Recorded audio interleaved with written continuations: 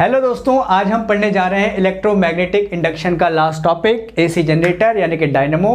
कुछ किताबों में ट्रांसफार्मर भी इसमें ऐड किया हुआ है, लेकिन ट्रांसफार्मर हम एनसीईआरटी के हिसाब से कराएंगे अगले चैप्टर में एसी में। तो शुरू करते हैं एसी जनरेटर यानी कि डायनेमो।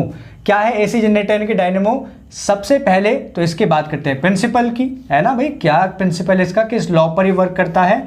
तो आंसर है it works upon the principle of EMI, electromagnetic induction. अच्छे से जानते हो आप फैराडे लॉ कि जब भी हम पास रखी हुई कॉइल में मैग्नेटिक फ्लक्स को चेंज करते हैं तो उसमें एक EMF जनरेट हो जाता है। और आज हम जो पंखा, कूलर, एसी, मोबाइल, टोबाइल, ये सब जो इतनी हम इलेक्ट्रिसिटी घर बैठे ले पा रहे हैं, ये यही वजह है कि फैराडे लॉ जनरेटर। हालांकि निकोला टेस्ला ने इससे पहले बना लिया था, लेकिन उसकी कुछ अपनी पॉलिटिक्स है, वो हम बाद में बात करेंगे कभी।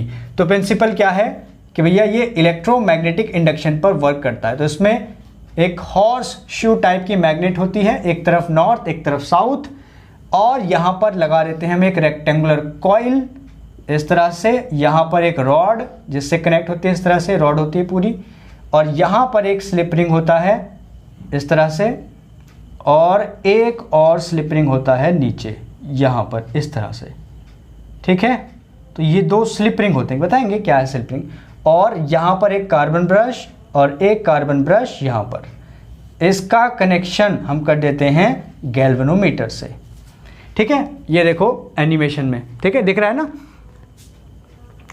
ये अपना हमें ये देखो एनिमेशन में दिख रहा है ना। तो ये हो गई अपना नॉर्थ, एक तरफ साउथ हो गया, बीच में हमने रेक्टेंगुलर कॉइल, और ये दो बड़े बड़े से गोले से दिख रहे हैं, ये हैं स्लिप रिंग्स, और ये ब्लैक ब्लैक से जो दिख रहे हैं ये क्या हैं?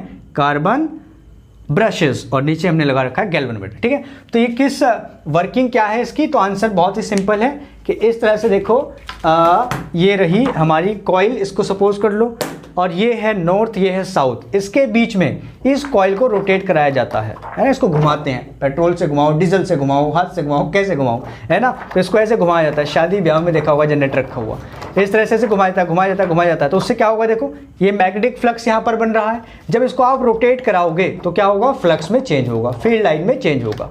कैसे पता? देखो कैसे पता। तो ये हुआ फाई फ्लक्स कितना होता है? बी, एक्सटर्नल फील्ड ने बी बनाया, area vector of the coil cos theta, theta हम जानते हैं angle between area vector and magnetic field, जो बार बार चेंज होगा जब ये कॉइल रोटेट करेगी तो। ठीक है ना। अब देखो थीटा, बी चेंज नहीं हो रहा, बिल्कुल फिक्स है। एरिया चेंज नहीं हो रहा कॉइल का, वो भी फिक्स है। चेंज क्या हो रहा है? थीटा। क्लियर है ना। तो सपोज करो हमने इसकी जो ओमेगा जो एंगुलर स्पीड है वो ओमेगा है, तो एंगल कितना होता है सब जानते हैं, angle is equal to omega t, या ऐसे निकाल लो, angular speed is equal to displacement upon time. तो थीटा हो गया बच्चों ओमेगा इंटू टी। ठीक है ना, थीटा कितना हो गया? Omega T.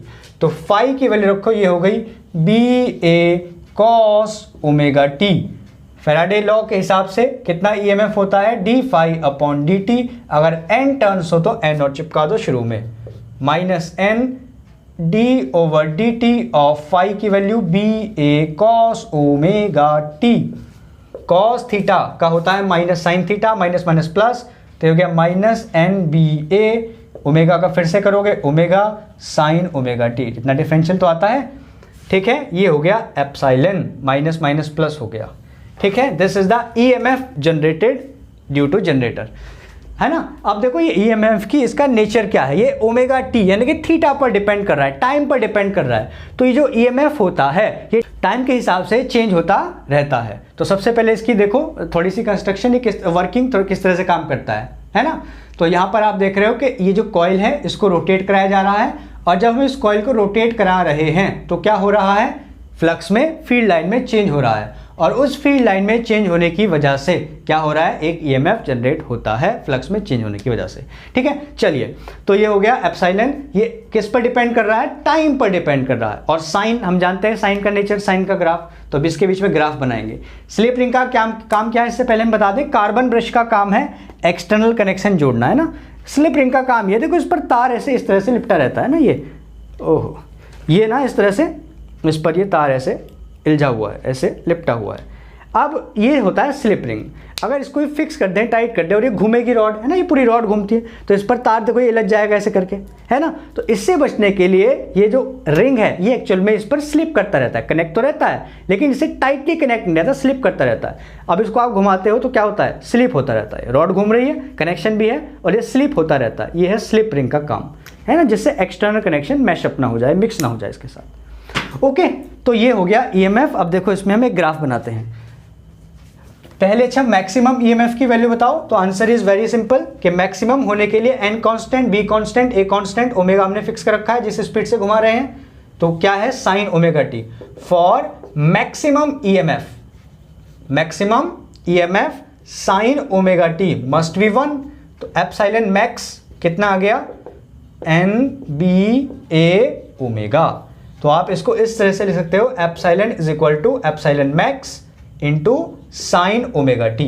तो बेसिकली साइन पर ग्राफ, साइनोसोइडल ग्राफ इसका आता है, साइन के फंक्शन पर ये ईएमएफ डिपेंड करता है, मतलब कभी घटता है, कभी बढ़ता है, कभी अपोजिट डायरेक्शन में जाता है, साइन के नेचर में काम करता है। ठीक है, इसीलिए इसका नाम क्या है, alternating generator, alternating EMF. Alternating, जो अल्टरनेट हो रहा है, कभी प्लस कभी माइनस, कभी प्लस कभी माइनस, कभी कम कभी ज्यादा। तो चलिए इसका ग्राफ बनाते हैं। दो ग्राफ हम इसके बनाएंगे, एक थीटा के हिसाब से और एक हम बनाएंगे इसके रोटेशन के हिसाब से। वेल कि दोनों को एक में ही कवर कर लेंगे। देखो ये है, सपोज करो ये पूरा जो कॉइल है, ये जो भी कॉइल है ये 12 सेकंड लेता है। कितने सेकंड लेता है, 12 सेकंड पूरा रोटेट होने में।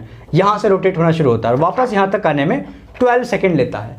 तो बताओ ये कितना चक्कर हुआ, देखो कितने स्टेप में काम पूरा होगा, एंगल के हिसाब से देखना, 1 2 3 4, 4 स्टेप में काम पूरा हुआ ना। तो ये 12 सेकंड टोटल थे, 4 second, 3 second, 6 second, 9 second, 12 second, यानी कि एक स्टेप में कितना एंगल, कितना टाइम लगा, t/4 3, तो 12/3 पूरे चक्कर में 12 सेकंड। तो 1/4 में कितने, 3 6 9 12।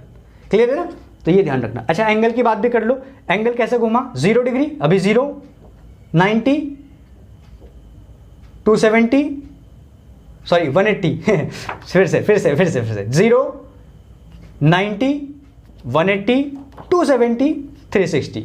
क्लियर है, एक चक्कर पूरा हो गया। तो इन दोनों टर्म में हम बनाने वाले हैं। देखो तो 4 स्टेप में पूरी हुई बात, तो 4 स्टेप में इसको तोड़ लो, 1 बराबर बराबर से लगभग, मेरे से तो बनेंगे नहीं, आप लोग बना लेना 1 2 3 और 1, ये रहा 4, है ना। तो सबसे पहले यहाँ जो कॉइल है वो इस तरह से है, बिल्कुल 0 डिग्री एंगल पर, ऐसे बना दो। तो ईएमएफ भी कितना है, 0। यहाँ लिख लेते हैं ना, epsilon is equal to epsilon naught या epsilon max sine omega t. ठीक है, तो यहाँ ये थीटा जो है ये 0 डिग्री है, तो एप्सिलॉन कितना हो गया, साइन 0 यानी कि 0, नो ईएमएफ एट 0 डिग्री। ठीक है, अच्छा 90, ये एंगल है 90 डिग्री। तो 90 डिग्री किस तरह से घूमी है, इस तरह से मान लो, ये हो गया 90 डिग्री। ठीक है, तो यहां पर ईएमएफ कितना हो गया बच्चों, मैक्सिमम, है ना, साइन 91, तो एप्सिलॉन बराबर एप्सिलॉन नॉट, ये हो गया एप्सिलॉन नॉट, मैक्सिमम ईएमएफ। फिर आया एंगल 180 डिग्री, फिर से ईएमएफ कितना हो गया, 0, साइन 180 0, फिर प्लस करो तो 270 आया, और 270 होता है -1, यानी कि ईएमएफ अपोजिट डायरेक्शन में बन गया, एप्सिलॉन बराबर साइन 270, तो माइनस एप्सिलॉन नॉट। क्लियर है ना, तो ये यहाँ पर इसी के बराबर डिस्टेंस पर नीचे ले लो, माइनस एप्सिलॉन नॉट 270 डिग्री पर, 360 पर, फिर से 0। तो इसका हम ग्राफ बनाएं तो ये कुछ ऐसा आता है। ठीक है, तो ये अल्टरनेटिंग ईएमएफ है, बढ़ रहा है, फिर पॉजिटिव मैक्सिमम, फिर घटने लगा, फिर नेगेटिव में, तो ये अल्टरनेट चलता रहता है। अभी गैल्वेनोमीटर की आपने सुई देखी होगी, टिंग टिंग टिंग टिंग यूं करके मोशन कर रही थी। ठीक है, तो ये कहलाता है अल्टरनेट। अच्छा इसको टाइम के टर्म में लिखो तो ये 0 है ना, इसकी टी के टर्म में तो लिख सकते हैं ना इसको हम, ये फिलहाल थीटा है, मैं यहाँ पर बना रहा हूँ टी टाइम, तो ये कितना 0, ये t/4 1/4, ये 2t/4 यानी कि t/2, ये 3t/4 और ये 4t/4 पूरा time period. Is that clear, समझ में आ गया। तो ये छोटे छोटे स्टेप्स इसमें आपको ध्यान रखने हैं कि इसका क्या क्या काम है, किस तरह से वर्क करता है, छोटा सा डायरेक्ट टॉपिक पूछा जाता है। ओके बच्चों, tata bye bye, take care. अब मिलते हैं अगले चैप्टर, बहुत इंपॉर्टेंट, अल्टरनेटिंग करंट के साथ।